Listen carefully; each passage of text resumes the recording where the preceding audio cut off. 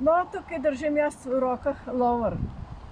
Ta lovor raste v bistvu na Primorskem, tam na kamnitem krasu, raste pa tudi pri nas.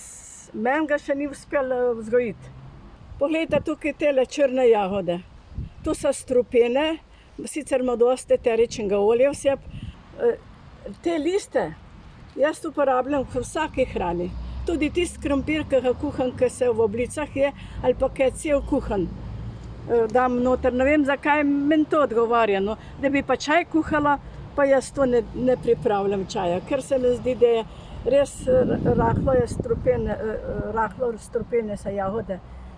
No, uporablja se še marsikaj drugega, pripravljajo se lahko tudi mazila s tem eteričnim oljem. Glejte, tukaj so pa še zelene bunkice, te bi še ratale lepo spomladi, bi lepo dozorele in bi lepo črne ratale. Sicer jaz sem probala že kakšnega usta dati takole, ampak to je grenko, noter ima ena koščica, ker to ni za jesti tole.